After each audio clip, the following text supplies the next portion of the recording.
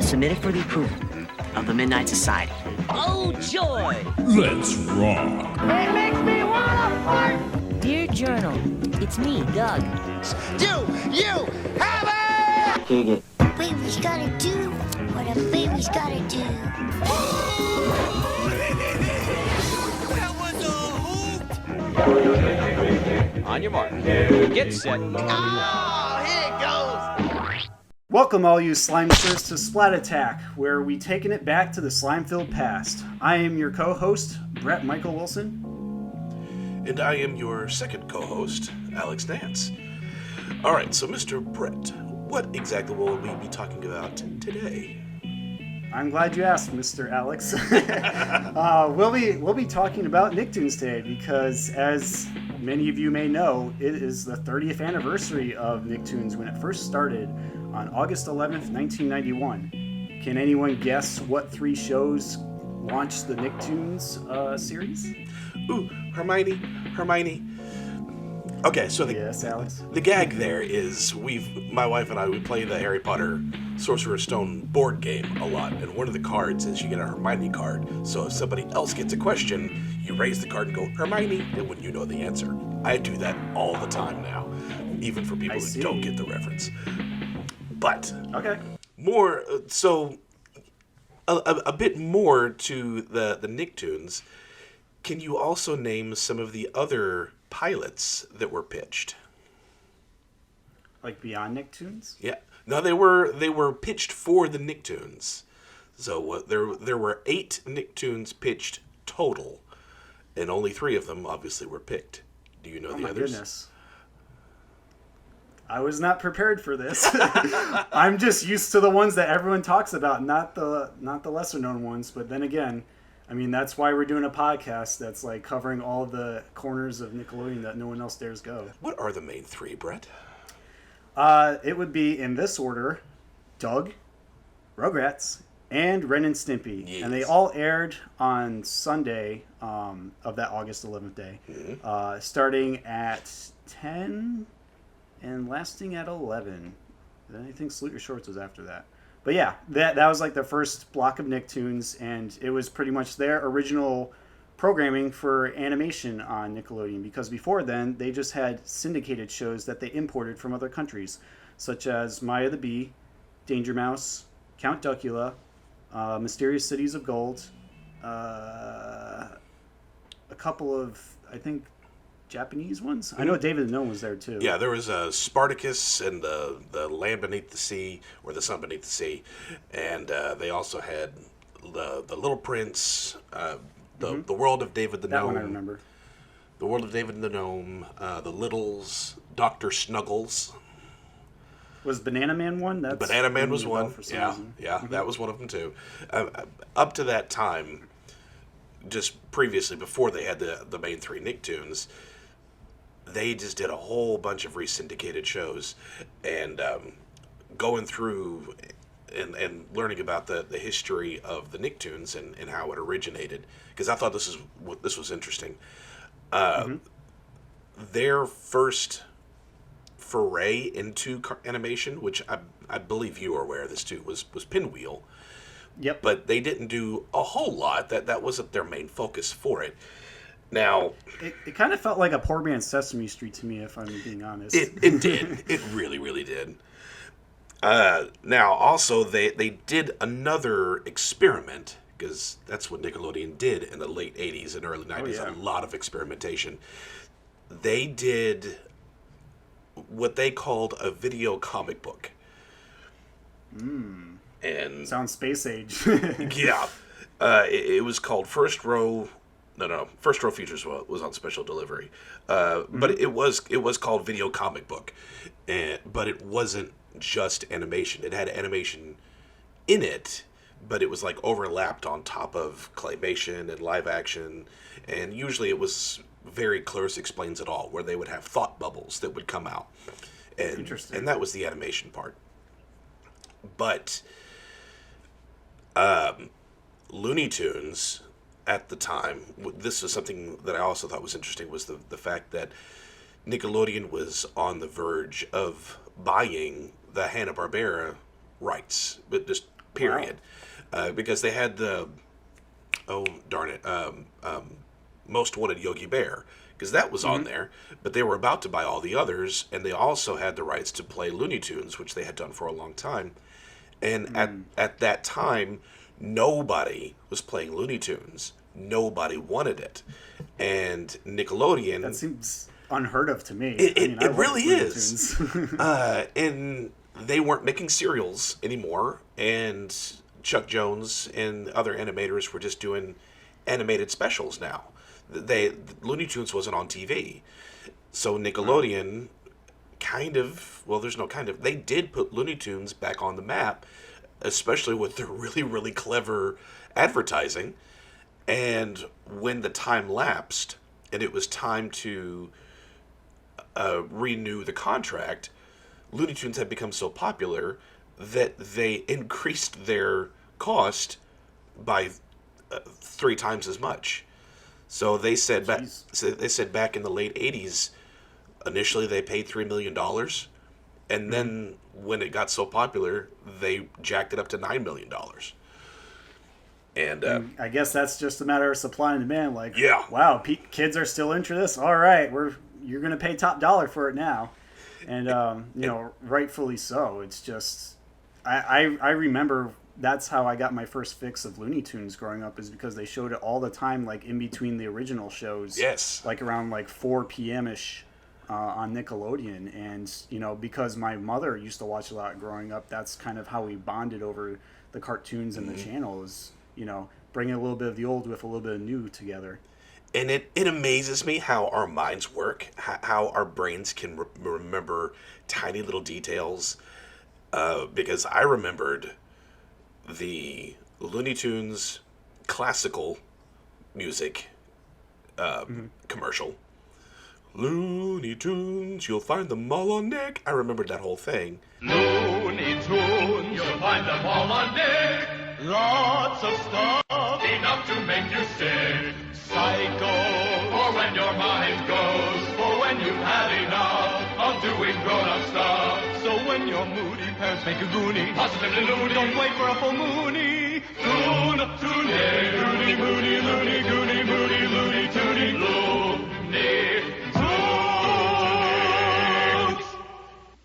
And they also did one that was a rap. And of course they did, because it was the early 90s, and white people were trying to be cool. Yeah. and that one stuck with me, because it started with Speedy Gonzalez, unos, dos, tres, and then they did the little DJ scratch. And they just kept going. What? It was terrible. But that whole commercial stuck with me. And a few years ago... It sounds vaguely familiar. Uno, dos, tres.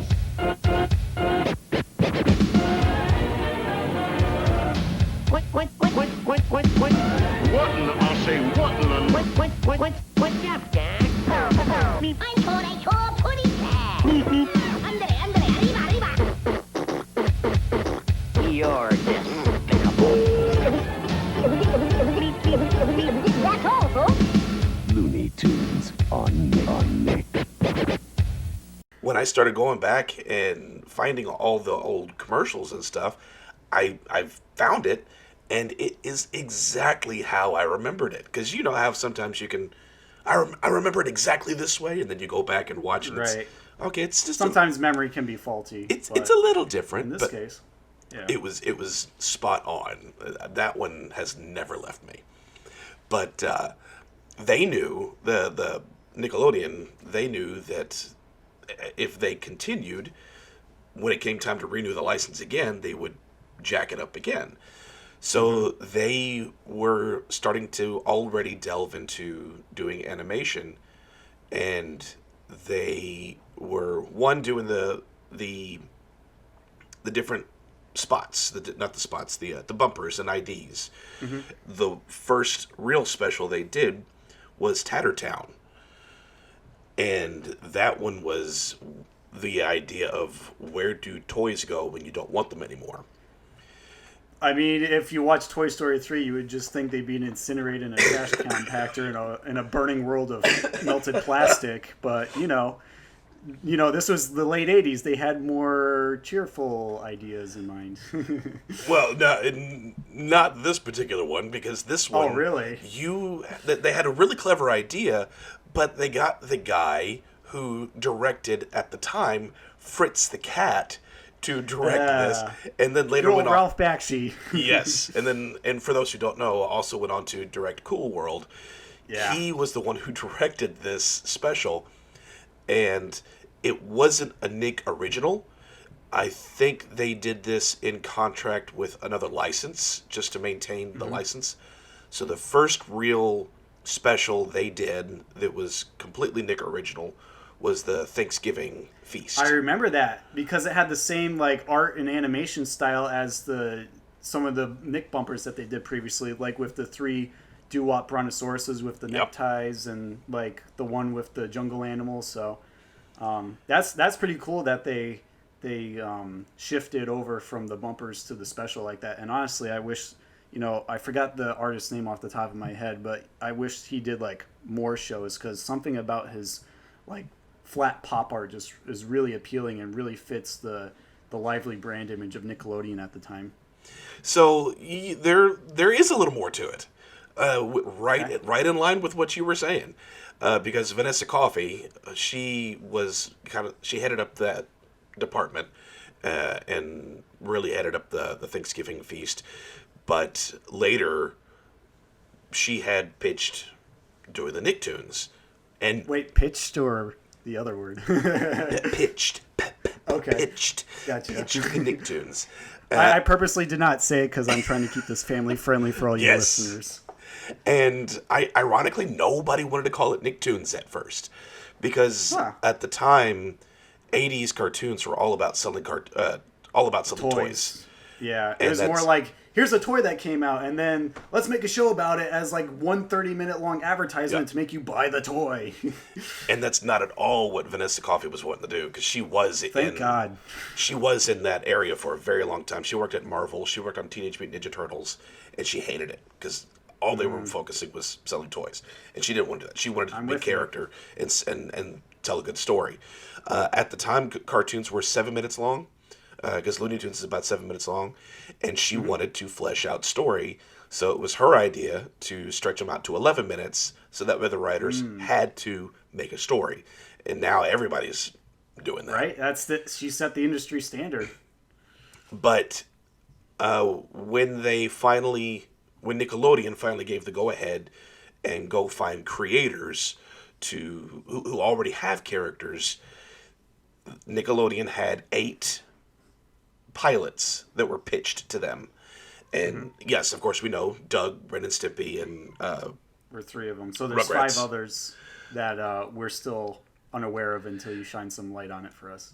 Okay, so one thing, backing up just a touch, Scott Webb, he was the one who did the animations for the Looney Tunes advertisements. He also helped co-create Inside Out Boy.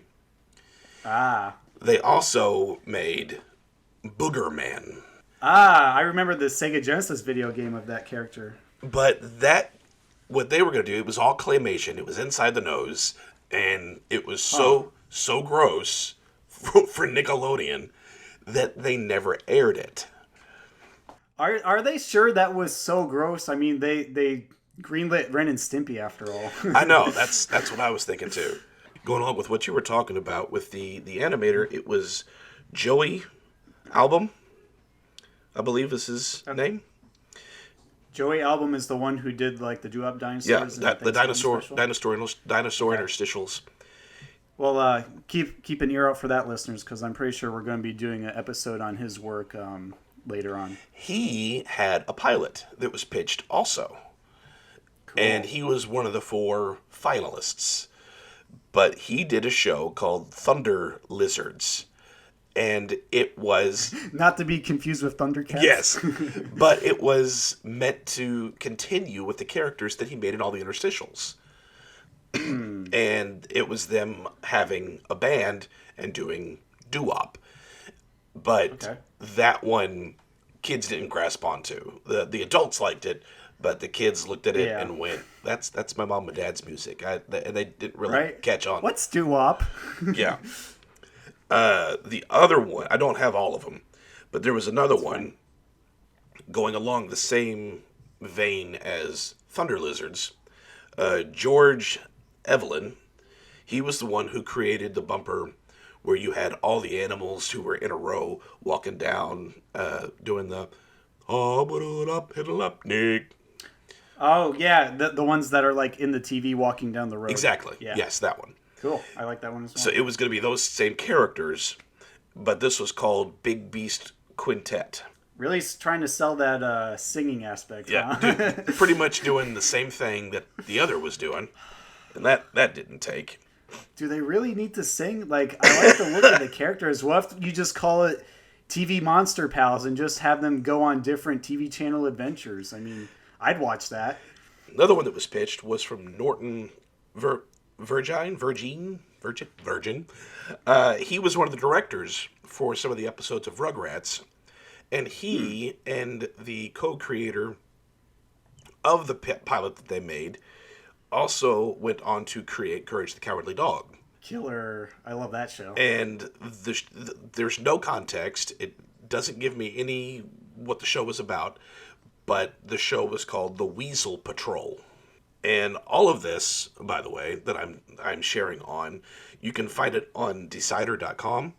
Matthew Klickstein, who did Slimed, the book, he had so much content left over from that there was a whole section about the creation and the continuation of Nicktoons that he didn't get to put in the book. So he put it as kind of bonus material online. Oh, sweet. So all this stuff is straight from the creators' mouths that I was just sharing with you. But I thought those were really cool because you never hear about the other pilots that were pitched out. Even on the Happy Happy Joy Joy documentary, Vanessa had said there were 8 that were pitched, but of course that special was... They didn't really show them. Yeah, and again, that one was all about Ren and Stimpy. On to the main 3. Why don't you take it over? I gotta take me a drink. My yes. My voice is starting You're to getting raspier by the minute. So yeah, there's Nicktoons that we first got to see back in 1991. Doug, Rugrats, Ren, Stimpy, and they all had 3 pretty distinct personalities from each other. Like, Doug was this kind of humble kid with a big imagination that allowed him to like go on adventures in his mind and also kind of deal with the anxieties of growing up through adolescence and like dealing with crushes, as you know, with Patty Mayonnaise, and also with bullying and just doing stuff with his best friend. So it's kind of like a slice of life show, but from the perspective of a kid who just had a really big imagination and also wrote about his adventures in his journal every episode. In fact, here's a clip of how Doug starts his episodes. Dear Journal, today Bluffington School declared war, and the Commander-in-Chief's first order was to punish the school traitor. Me. So yeah, Doug lasted about 4 seasons on Nickelodeon, I believe until around 1994, 1995. 94, yes. And, Disney ended up picking up the rights to that, and then continued it as like Doug's or brand spanking new Doug, and that lasted for about 2 more seasons before it was canceled, around the time where Doug's first movie, or Doug's big movie, was premiering. Yeah, first movie. Doug's first movie. Yeah, and unfortunately, a lot of there was a big like divide created in the fan base once that transition happened, because a lot of people really liked the feel of Nickelodeon Doug and didn't like go on to continue to Disney's Doug because they changed a lot of stuff. I remember firsthand when I was like going over to Disney's Doug for the first time. I was a little bit taken aback by just how many changes they were barraging longtime viewers with. Like, for example, they changed like Bluffington High School into BB Bluff High School. Yep. Connie got an entire new character design change because she lost weight. Roger became filthy stinking rich for some reason. Skunky Beaumont was like an actual character instead of just this mythical character only talked about in stories. So, among many other changes, like I'm pretty sure Billy West didn't continue on as the voice actor of Doug as well. He didn't. Which, it's unfortunate because Doug definitely sounds off, even though they tried their best with Disney's Doug. But I think it was for the best too to just maintain the integrity of the first run of the show on Nickelodeon. At least that's my take. Nancy Cartwright, who was in Rugrats, the question was presented if the voice actors watched the other Nicktoons while they were on the air, because they were done by 3 different studios, but they were also kind of competing with each other. And she said that she did not like Doug. She couldn't get it behind it because it just felt boring to her. Oh, that breaks my heart because I enjoy Doug. He's very wholesome and humble, and I like his imaginative nature. But I guess I can understand that if you're like used to it. And I know you and I share very much the same passion for the character of Doug, because outside of me being right-handed, because Doug is left-handed. I'm left-handed. You and I are very much in the same boat with how we feel about Doug. We really resonated a lot with that. But I do see, especially in various Nickelodeon fan groups, where there's kind of a divide there too, because there's a lot of people who love the innocence of Doug. Yeah, like me. I'm in that camp. But there's a lot of people who also feel very much like Nancy did. It's boring. Do something. But it's also the most relatable of all of them, really. Yeah. It's really a matter of what you're looking for when you tune into these Nicktoons, because, as we said before, each offer like a different style or persona to them. So it's like, this is for more of the down to earth middle class white American person who just wants to like see another perspective on life in animated form. And then you got Rugrats, which is like from a baby's perspective with a little bit of distortion or warped sense of reality, because when you're a baby you're just trying to figure things out. You don't know everything. Yep. And some things may appear scarier than they really are, which was part of the appeal. So it's like an in-between of intensity between Doug and Ren and Stimpy, which is probably why they aired it in that specific order. They kind of had a hint of like, okay, for the people who are really extreme, you're just going to have to wait a little bit longer until Ren and Stimpy, but once you get there, oh man, it's going to take you on a wild ride, and it sure did. If you've not read the book Slimed, read that. It's very, very interesting, because I was reading about the Nicktoons, and Arlene Klasky, I hope I pronounced that correctly, who was one of the duo of the studio that animated. She hated the character Angelica, and I don't mean hated her in the context as we, the audience, where we love to hate her. She hated having a bully, an antagonist, period, in the show. It's a show about... Yeah, she thought she was too cruel for, when interacting with the baby. She had this mindset of, they're babies, why can't they just be cute babies? We don't need an antagonist. And so many times some of the other storytellers were like, if you don't have an antagonist, you have no story. And they went back and forth on that a lot, which Angelica, you can't have Rugrats without Angelica. You just can't. No. Love her or hate her, she's a core part of the experience. I was going to say, is there anything else we want to talk about more with Doug in terms of its history, or maybe favorite episodes that resonated with us? Or oh, gosh. Any characters that you really like and why? Doug, outside of the character of Doug himself, because he was the one that I related to the most. Right. But, that's kind of understandable because he didn't have much of a personality, so we could project ourselves into that character. But Skeeter, I loved Skeeter. Hey, Doug! No way I can do that right now. That's why I did it for you. Thank you. Teamwork. How about you? Character. I like Doug too for similar reasons you can project on him, and I was also left-handed and really into drawing comics and cartoon strips growing up, so it's not like I had to venture too far into the Bluffington citizens to latch on to somebody. I really like Roger Klotz too. He has a very dynamic character design. You know, I always joke that he kind of looks like Macklemore because of the similar hairdo and the leather jacket. And I think there's something on the internet going around as like a look-alike meme or whatever. But I really like how Roger counteracts Doug because, you know, Doug's just kind of soft and humble, and even his design is very rounded. And then Roger's just like this kid with gangrene with a really pointy nose that could poke your eye out, always looking to cause trouble specifically for Doug. Like, he doesn't pick on anyone else. He just exists to make Doug's life miserable. And I think there's a certain kind of enjoyment that comes out of that.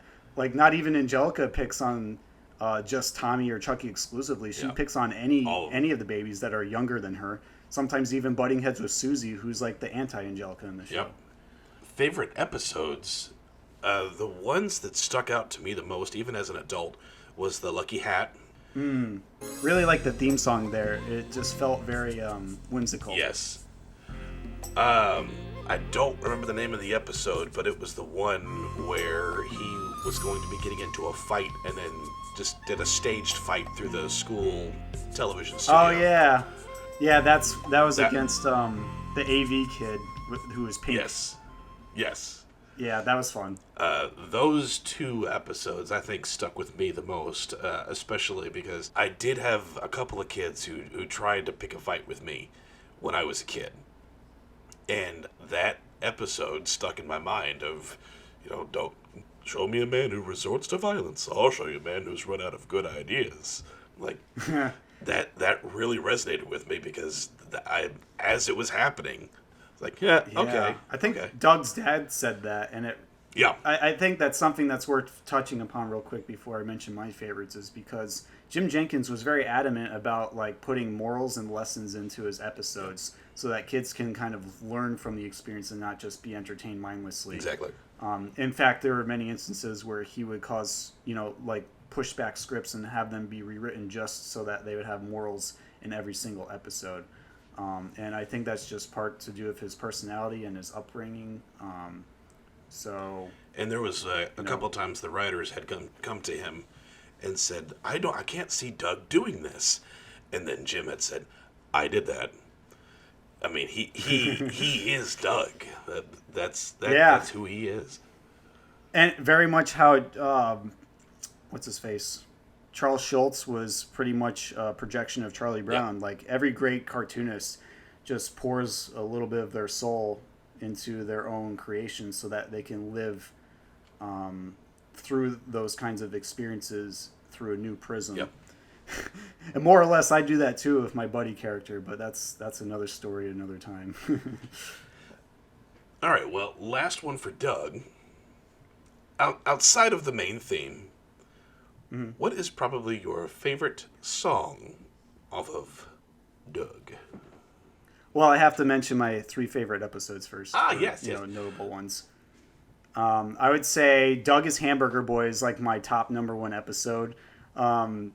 Mainly because I really love the summer feel of it, where like everyone is just out of the school setting. They're like at the lake, having fun doing like friendly competition stuff with the canoes. Yes. I also really like Dale's performance in that. I don't know why, but I find Dale very amusing as a side character, especially with his like, hey, Darky Burger, you know, that high-pitched Skeeter voice, and just how he interplays off of Doug and causes him to like remain in the persona until he gets his pants back because he can't go walking around in his underwear. Yeah. He's not Quail Man. And I think all of us can relate it to at least one embarrassing moment in our life where, you know, we felt very vulnerable and we had to do something about it and think on our feet in order to get out of it alive without being publicly shamed. So that one always stuck out with me growing up, and it's still a great episode for me to rewatch as well. Yes. I would go with Doug's Garage Band as well, where he like, you know, plays that Banging on a Trash Can song, and he like gets that big David Byrne suit from Talking Heads to go perform at like Jimmy Spackle's birthday party concert thing. I thought that was just so full of charisma and fun, and accurately depicts like, you know, the good intentions of starting a band, but realizing that if you end up people pleasing all your buddies, then you're going to have a really crappy band. that doesn't really know how to coordinate with one another when it comes to playing songs. That's right. So lesson learned there. So yeah, Doug's Garage Band, Doug is Hamburger Boy, and I like either Doug's Cartoon or Doug's Doodle. One of the two where like the focus is him drawing something and then other characters react to it. I can't really think of the Doug's cartoon plot. Unfortunately, it's eluding me in this moment. But Doug's Doodle is essentially when he draws a picture of Mrs. Wingo during class, and he's afraid that he'll like get detention or severe punishment for it because it wasn't exactly a flattering picture, but it was still amusing nonetheless. And I think he accidentally hands it in with his like homework assignment, and he has to somehow like sneak into the homework pile on the teacher's desk to get it out before she notices. And I won't spoil anything for anyone who hasn't seen the episode, but it has a much more lighthearted ending than you would expect. Luckily, Doug doesn't get like sentenced to writing his name on the chalkboard 5,000 times. And most episodes of Doug do end that way. With a very lighthearted, they take some pretty serious. Yeah, like topics. a positive twist. Yeah. Even the Christmas episode. Oh God, yeah. No, we're gonna. That's like its own episode. There's plenty to talk about there. So yeah, maybe we'll do a Splat Attack holiday special when we get to it. But for now, that's pretty much our take on Doug. And then I'm sure you just mentioned before, like. Something pertaining to how we connect with the music of Doug, because that's certainly a big part as well. Yeah. Everybody knows the Bacon on a Trash Can or Killer Tofu. Right. Those two songs, though, are not my favorite songs. Interesting. Mine. Do you have a reason why? No, just I had another one I liked more than those two. Okay. I do very much enjoy them, but I really love Shout Your Lungs Out. Ooh, that's a fun one. Very high energy. And I think that's why because now as an adult I'm a huge rock and roll fan, but I didn't even really know about it as a kid, and that one really felt the most rock and roll, and it was starting at that age, and I didn't know it. It's like the perfect song to listen to while you're speeding down the highway. Yes. You gotta roll your windows down. You gotta rock your socks. You gotta roll your soul. That's the vocal cords. You gotta lose control. Yeah. I had a little moment there, but, Doug's songs are very catchy. This picture the 35-year-old driving down the highway and literally shouting that line outside your window with your head poking out, and like other people in traffic are like, what are you doing?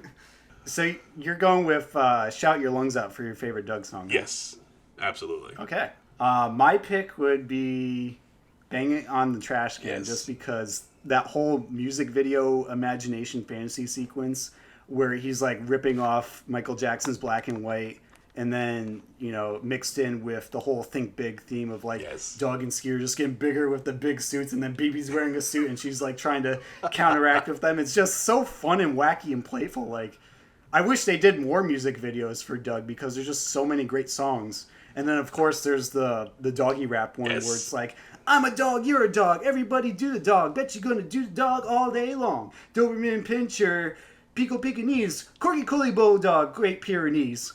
Yeah, moving right on to Rugrats. That show of the three Nicktoons surprisingly lasts the longest. Oh, yes. I believe it lasted until like around 2004, 2006 when it got 2004 when it got the spin-off All Grown Up, so it kind of spiritually was success in the All Grown Up miniseries, but I don't think that lasted too long, right? Maybe a season or two. I don't remember. Yeah, I think it was about 2 seasons because they had 2 distinct character designs for all the characters, and I remember that shift when I was like paying attention. It's a decent show. I just remember Stu from like the very first episode, which I think had an actual tie into the Rugrats episode where they imagined they were growing up around season 9 of Rugrats.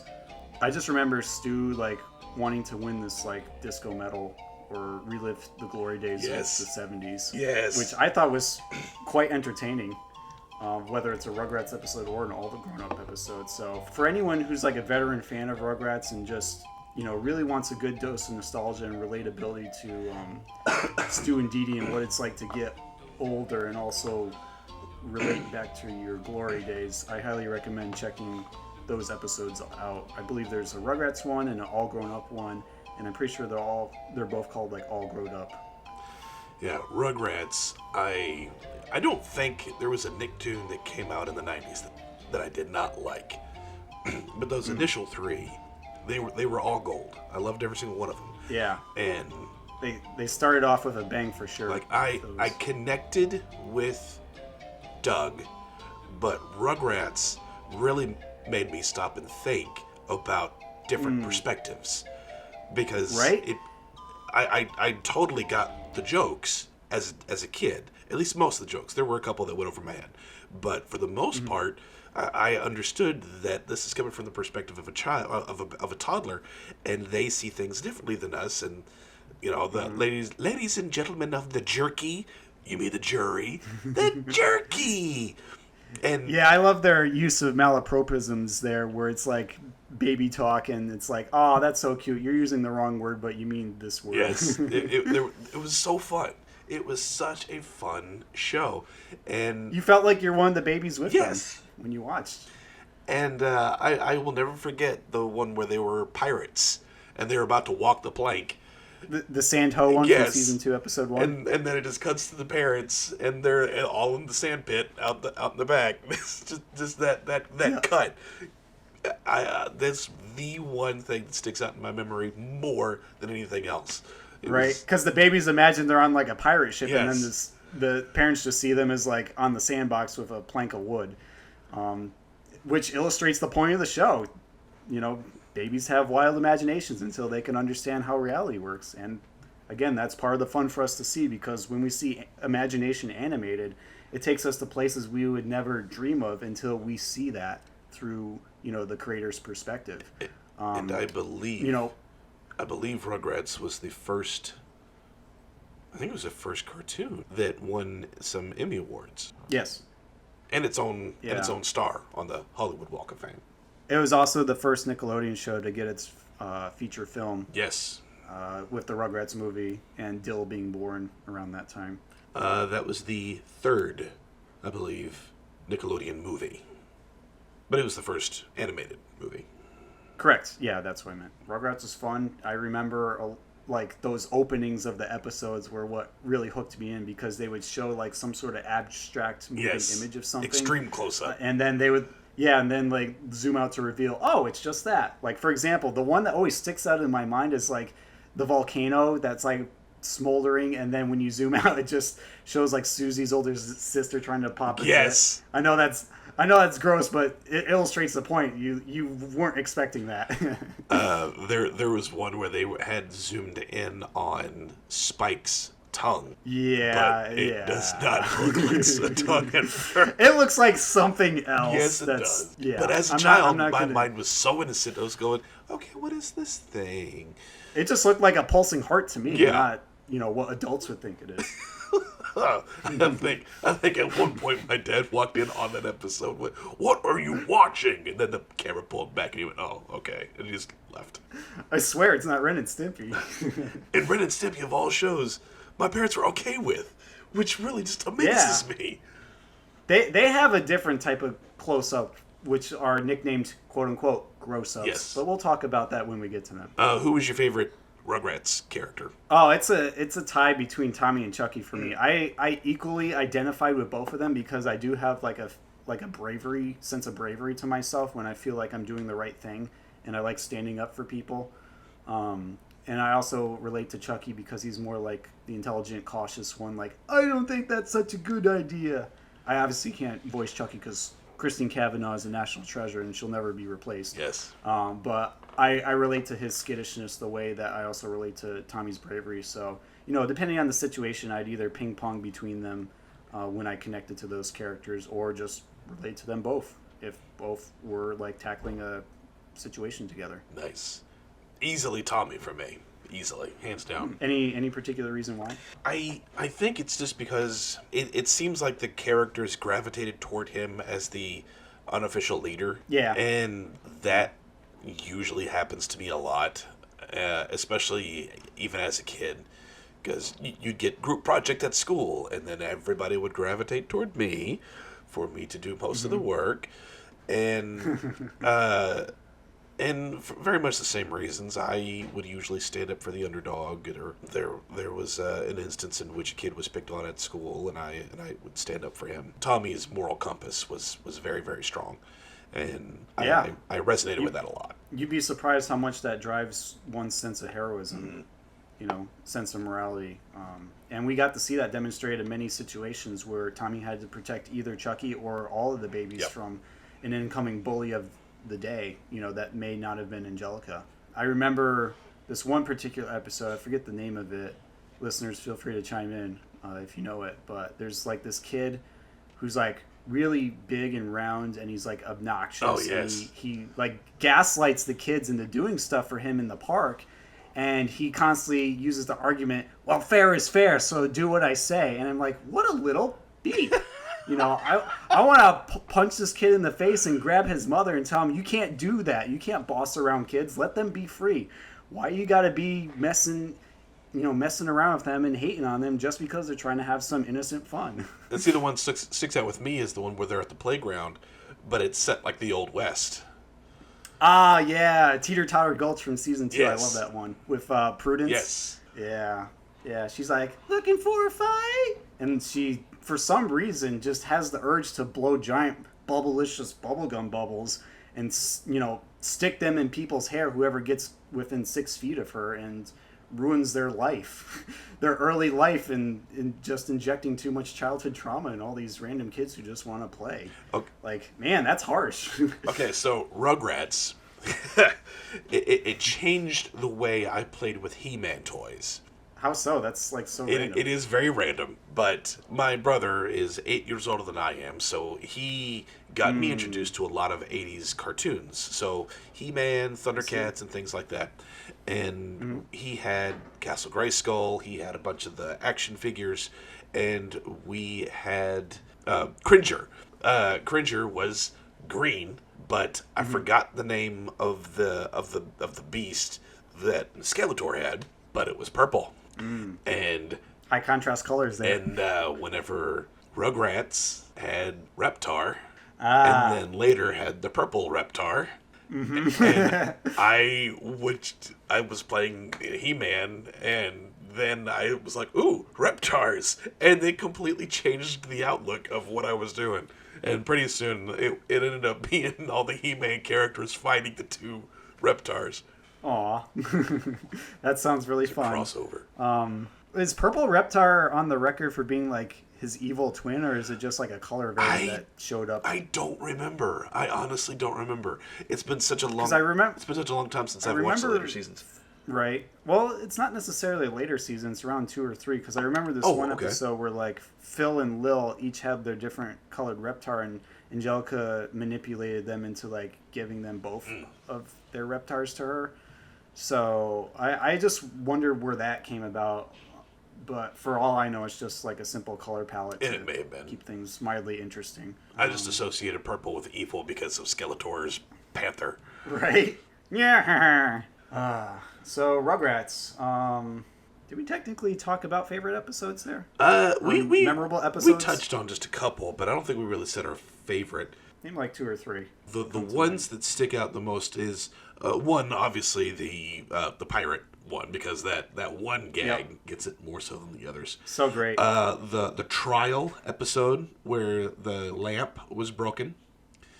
Yep. That one I always really liked as a kid. It was my first courtroom drama, and oh gosh, the one where they thought Stu was a robot. Real robots. Yes. Yeah, those earlier season episodes really have like a raw, edgy creepiness to them. Do. Like I remember being scared of that one, watching it in my dark living room just before Snick came on, and thinking, "Oh shoot, should I go check to see if my dad is a robot? Should I like get a wrench and twist his nipples?"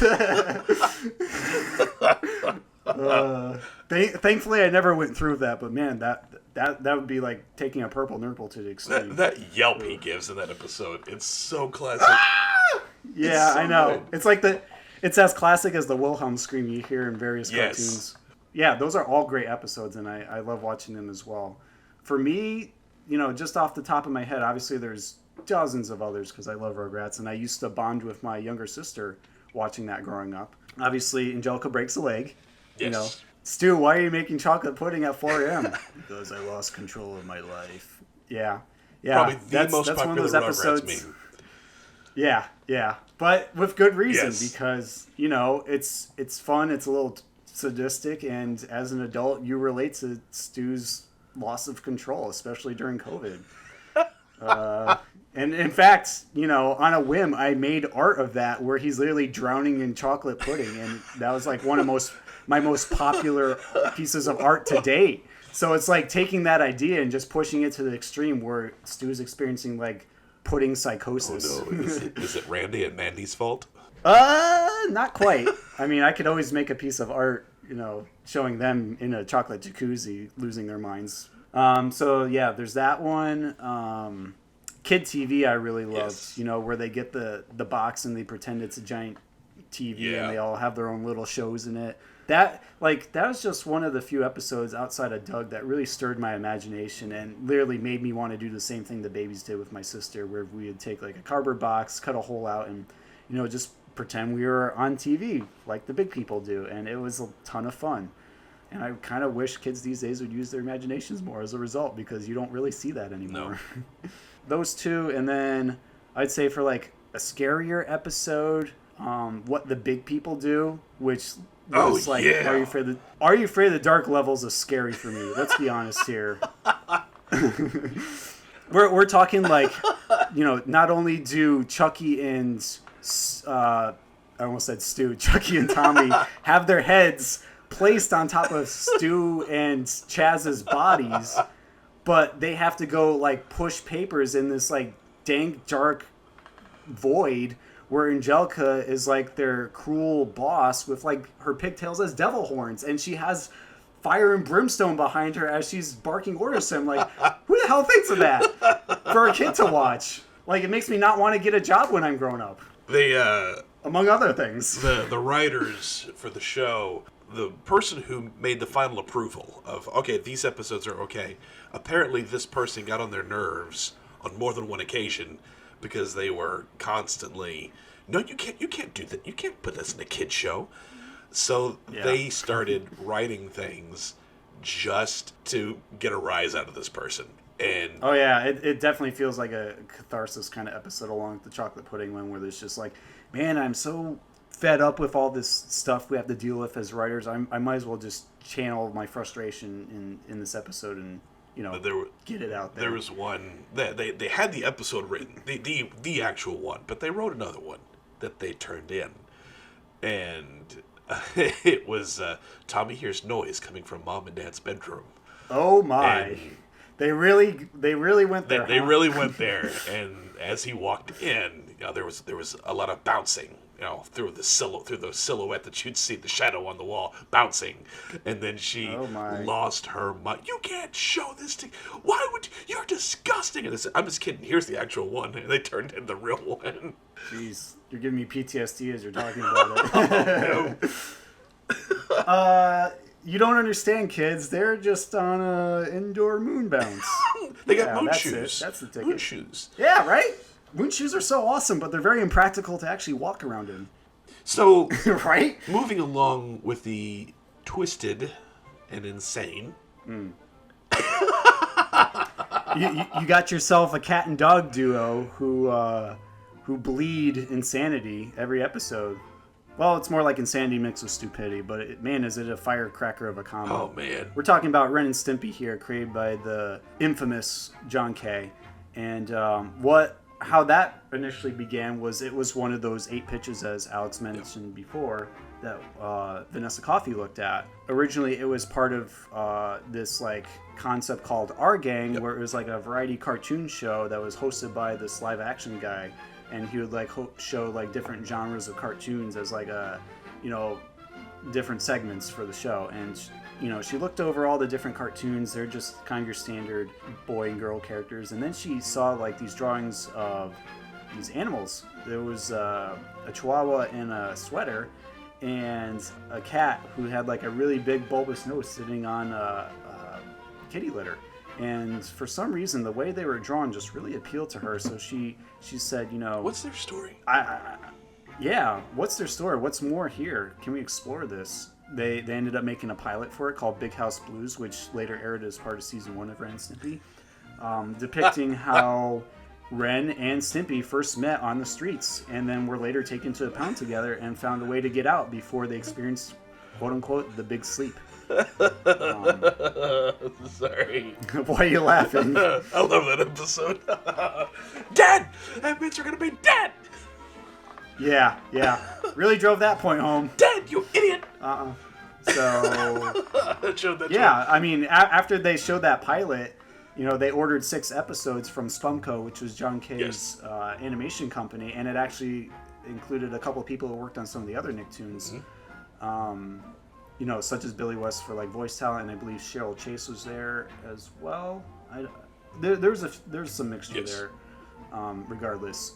And I just think that show, being the counterculture for 80s animation that was poorly done just to make toys, was such a big hit because of that stark contrast in mainstream culture.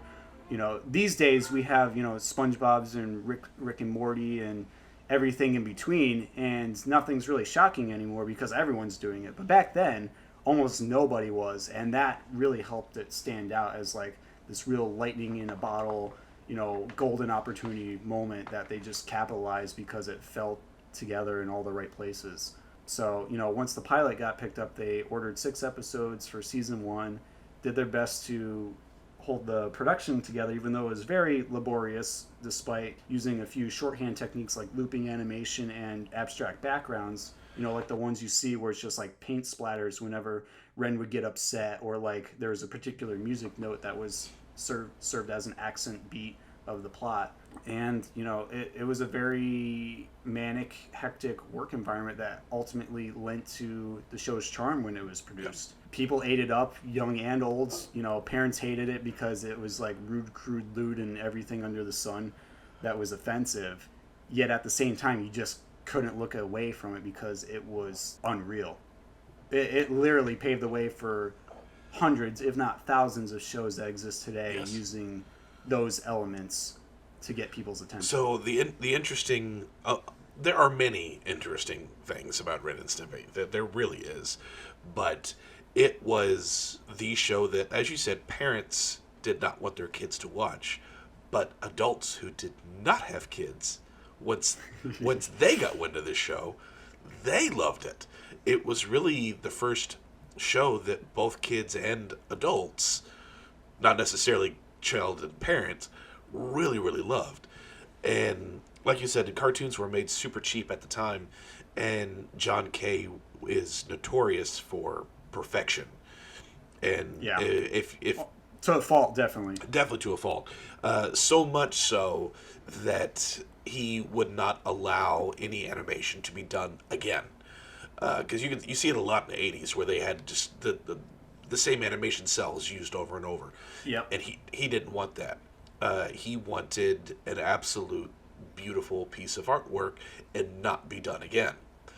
And that there are many, many reasons that led to John K no longer being a part of Ren and Stimpy throughout the remaining run on Nickelodeon. That there's a whole huge story, which we won't even go into. Yeah, I would just say if you want to learn more about the backstory behind Ren and Stimpy, go watch the Happy Happy Joy Joy documentary that's available online. It's worth it. It's fun, but also very tragic to how the history of Ren and Stimpy devolves, because you want it to be better, but unfortunately it just isn't. When you watch it, you just have to keep in mind in the back of your head, you know, separate the art from the artist. Don't let your perspective of the artist and what went down after the show was a big hit ruin your enjoyment of the show when it first came out, because really that aspect of his life had nothing to do with Ren and Stimpy at the time. You know, all the elements were together to make it work at that time, from 1991 to roughly 1995 or 6 when it got canceled after 5 seasons. So just, you know, take it as it Yeah, is. and that's something I think a lot of people, especially nowadays, have a very difficult time to do for Ren and Stimpy, because Ren and Stimpy is fantastic. The first 2 seasons, especially when John Kay was directly involved, they are a masterpiece of animation. And they're hilarious, they're irreverent and disgusting, but that was the point, you know. And it was really Vanessa who emphasized I put more heart into it. And that really helped balance the mania Yes. that he naturally brought to the table, you know, along with some input from other animators who were involved with it too. Like Bob Camp was pretty much his right-hand man and partner when working on the show. So when time came to fire John Kay for failing to meet production deadlines but still keep the show going because of its popularity, naturally Bob Camp was the person to take over the reins and continue it. And, you know, just putting that out there, I don't think his run, you know, season 3 to 5 is necessarily bad. No. It's just not like that kind of manic charisma that the first 2 seasons had. And in fact, I have a couple of favorite episodes from around season 3 and 4. Yeah. So it's just a matter of how off the rails you like your Ren and Stimpy, because they definitely have different tones to them and even different art styles to a somewhat of a degree, but they're close enough where they still feel like a unified body of work. And we would definitely not have any of the other Nicktoons had it not been for the success of Ren and Stimpy. Because at the time, Rugrats was not huge. Not by a... That was definitely a slow burn at It Nickelodeon, was. where it gained enough traction by just continuing the series while Klasky Supo were doing other animated projects at the time. And it pretty much was the like forerunner for having the most episodes produced until a certain yellow sponge came along and kicked Tommy, Chucky, and Angelica off their throne. You would have no SpongeBob, you'd have no Rocco. There was even in I think it was the last season, they did a cat dog before cat dog was a thing. How so? There was an episode, the very, very beginning of the episode, the 2 of them were in the highway, and Ren was getting fed up with Stimpy, as he always does, and they got into an argument on the highway, and they both got run over. Oh, I remember this, and I think there's like some sort of surgery where they have to be sewn together and they have to like act together like that. They were cat dog bizarre. before cat dog was a thing. And a lot of the gags that are in Ren and Stimpy, a lot of the other Nicktoons used, whether they meant to or not. I mean, the time lapse that SpongeBob used all the time. 2 hours later, Ren and Stimpy did that from season 1, I believe. SpongeBob lifted gross-ups from Ren and Stimpy, and that's part of its staying power now, because it's just like those little moments of shock that really keep your attention invested while you're just kind of going through the plot. Ren and Stimpy put that on the map.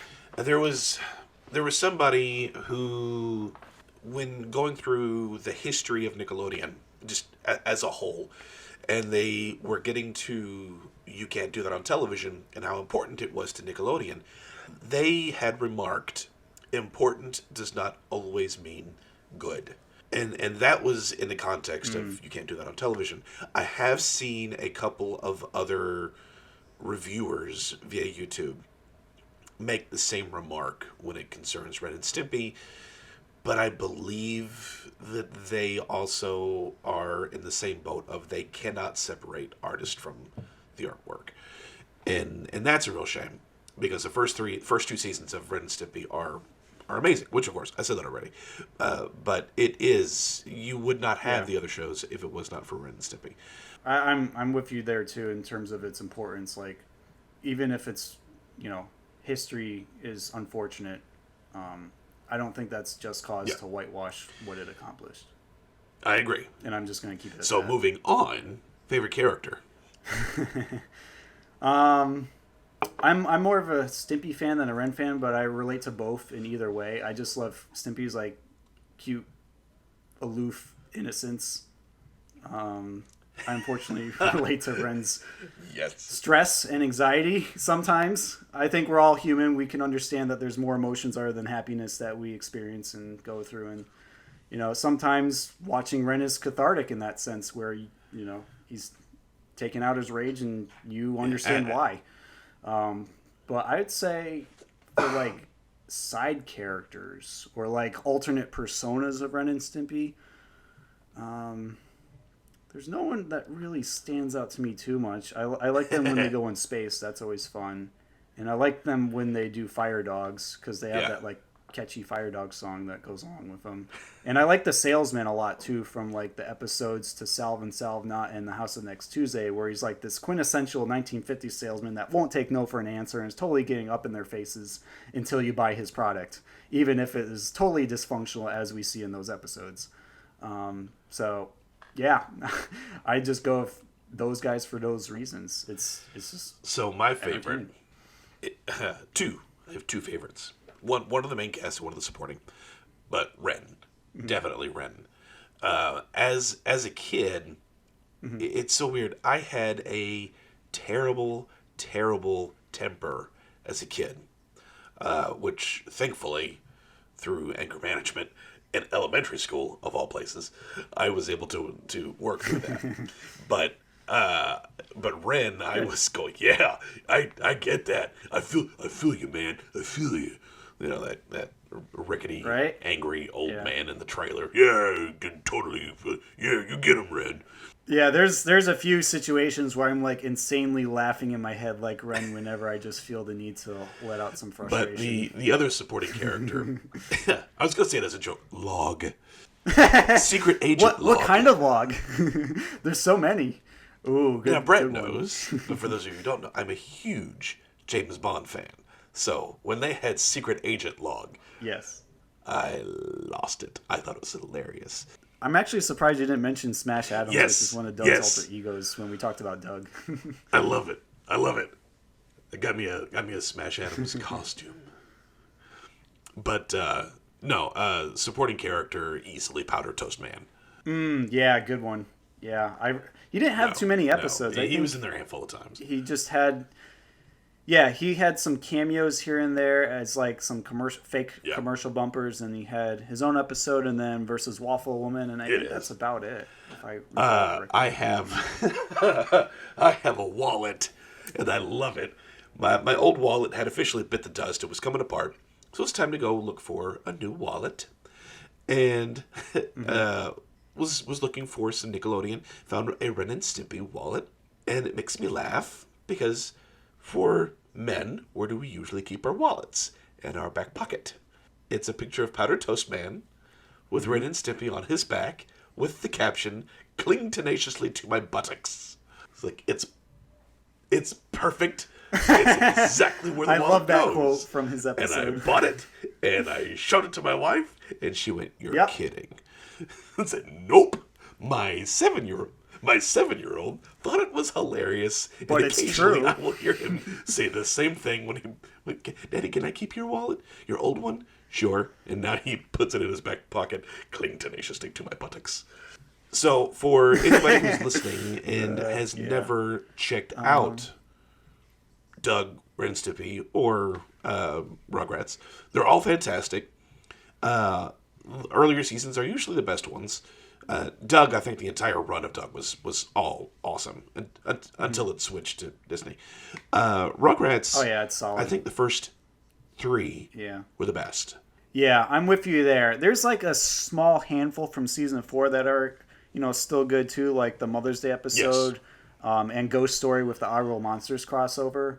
But aside from that, the first 3 seasons are dynamite. Then it tapers off from there, especially when they add more characters. But again, to each your own if you're like one of those late 90s kids or early 2000s kids who grew up with the other parts of Rugrats. To each their own. And Ren and Stimpy, the first 2 seasons are probably the best, but the later seasons are not to be discounted. If any of you don't know the difference, there is the Lost Episodes DVD. Avoid like the plague. Yeah, adult party cartoon has nothing to do with the first 5 seasons of Ren and Stimpy, and for good reason, because that's it is raw, unfiltered John K. with no one to keep him grounded, and it's not funny. It's just gross. Yeah. So don't just don't. Yeah. Stick Ren with the Stimpy original is Nick run. Ren Stimpy is best with insanity mixed with heart. We'll keep it at that. Yeah. So I think that wraps up our quick little retrospective of Ren and Stimpy, Doug, and Rugrats. Happy 30th anniversary to all of them. We're so happy that they're still in our hearts and minds even to this day, and how they impacted a lot of 90s kids for the better. Whether it shaped our sense of storytelling or humor, or even art style if you're into animation and pursuing that. It's hard to ignore the cultural impact as well as the personal impact that these three lovely original animated shows has left on us. Absolutely. All right, Mr. Brett, where can people follow you on the social medias? Yes. So aside from this Splat Attack podcast, which we'll both be promoting on our Instagram pages until it gets its own page, channel, whatever, you can follow me at Brett Wilson Art on Instagram, or go to my website, brettwilsonart.com, to check out all the cool 90s nostalgia artwork that I make. And for Alex, where can people find you? You can find me 3 places. I am also on Instagram, True 90s Nickelodeon. You can also find me on Twitter, True 90s Nick Fan. I ran out of characters. And you can also find a closed group on Facebook, True 90s Nickelodeon, where you can join in the conversation and post your 90s Nickelodeon comments and pictures and things as well. Very cool. And so yeah, that's our first episode. Hope you guys like it, and be sure to rate and subscribe on iTunes, Podbean, Spotify, really anywhere else you listen to podcasts, just so we know that people are out there and listening and they want us to do things. We're excited to see where this goes, and if you have any feedback for us or listener topics that you'd like to suggest, you can contact us through our avenues that we mentioned, and we'll see if we can make them happen on a future episode. So how are we going to sign off here? I don't have any catchy catchphrases. Well, then, how about just till next time, Slamsters? All right. See you later, guys. Reprise the theme song and roll the credits. Hard to believe, folks, but it's time to say goodbye. Nighty-night. Hey, check us out next time for more adventure and another great legend of the Hidden Temple. What'll we do till then? Chill for a couple. We'll be back. You're on, Nick. And it was time for the superhero to move on. I declare this meeting of the Midnight Society closed. Bye-bye. You won't find them in Never Never Land. They're not squishy and sweet, and they don't make you go goo-galoo. They're the Nicktoons, and they're not here to be cuddly. Doug, Ren and Stimpy, the Rugrats. They'll battle the biggest bully, climb the highest toilet, even... Well, you don't want to know.